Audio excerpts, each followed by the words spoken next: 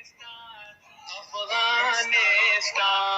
راشین بشي زرغون بشي وطن افغانستان وزرو کې مې کړه دې جانان افغانستان. سلام مین او درنښت هیله د ټول به روغ جوړ او شتمن وي. د نن ورځې درس کې دوستانو حروف اضافه وایو.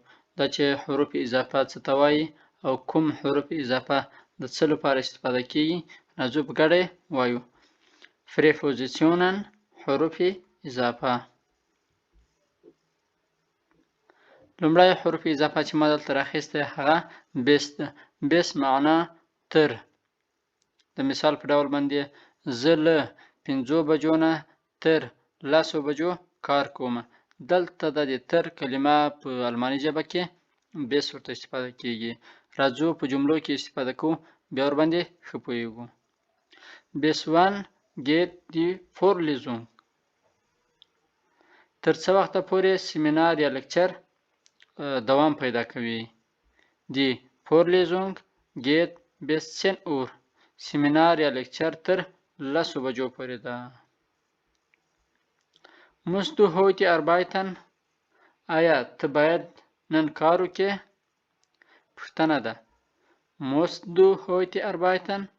آیا ته باید نن کار وکې؟ nein نه. ich habe noch bis Montag Urlaub. نه زه تر دوشنبه پورې رخصتي لرم. Urlaub رخصتي ته وایي. Die Vorlesung سیمینار یا لکچر ته وایي.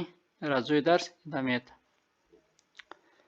دلته بل حروف اضافه ده هغه فون او بیس ده. فون له بیس تر دا دواړه زیاتره وخت یو ځای هم استفاده کېدلی شي. راځو مثالونه پکې حل کوو. فون 1 bis 1 arbeitest du؟ له څه وخت نه تر څه وخته پورې کار کوي. Ich arbeite von Samstag bis Donnerstag. زه له شنبې نه تر پنجشنبې پورې کار کوم. Von 1 bis 1 hat die Apotheke geöffnet. له څه وخت نه تر څه وخت نه له څه وخت نه تر څه وخته یا هم له څو بجو نه تر څو بجو پورې دواخانه خلاصه وي.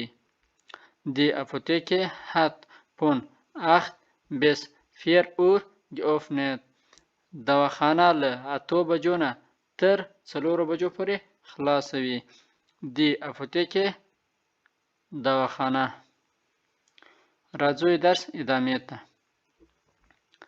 دلته بل پروپوزیشن ام د دوستانو. ام له وخن تاګې د هفتې د ورځو لپاره استفاده کیږي. تاګې سایتن د ورځې د وختونو لپاره استفاده کیږي. د هفتې ورځې لکه ام زمستاګ شنبه، ام زونتاګ یکشنبه، همداسې نور. د ورځې وختونه لکه مثال په ډول ام مورګن سهار، ام فورمیتاګ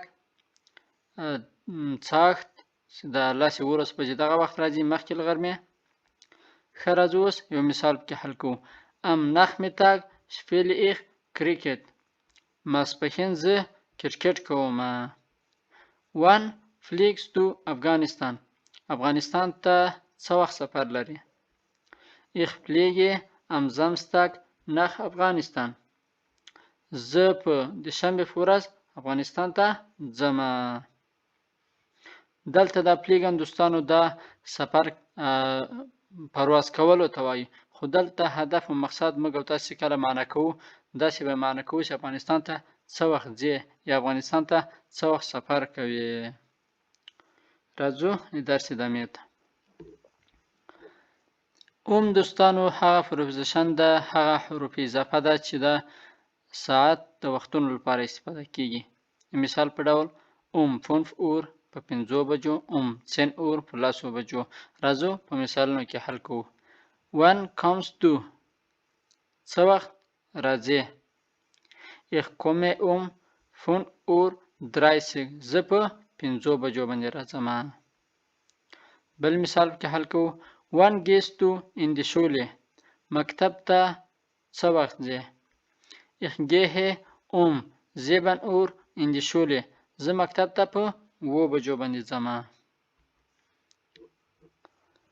بل پروپوزیشن هغه دوستانو فور ده. فور معنا لپاره، خو دا د وخت د مدل Zeitraum د وخت موده Zeit شفنه یا د وخت دوره د وخت لپاره استفاده کیږي، یعنی د څومره وخت لپاره یا د څومره مودې لپاره.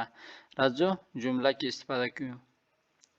Wie lange bleiben Sie in Afghanistan؟ په افغانستان کې د څومره وخت لپاره پاتې کیږي؟ Ich bleibe für eine Woche in Afghanistan. زه په افغانستان کې د یوې هفتې لپاره یا د یوې اونۍ لپاره پاتې کیږم. دلته ګوره دغه یوه اونۍ یو وخت ده کنه، د دې وخت لپاره چې استفاده سو فور استفاده سو. راځو درس ادامه ته. زه د بل پروپوزیشن ته داسې ده. über ده. über معنا زیات له، länger زیات، mehr als زیات له یعنی ډیر له. راځو په جملو کې استفاده کوو بیا ورباندې پوهیږو. Wie lange hast du gewartet؟ تا څومره انتظار وکړو؟ Ich habe über Stunden auf dich gewartet. ما زیات له ساعتونو نه تا ته انتظار وکړو.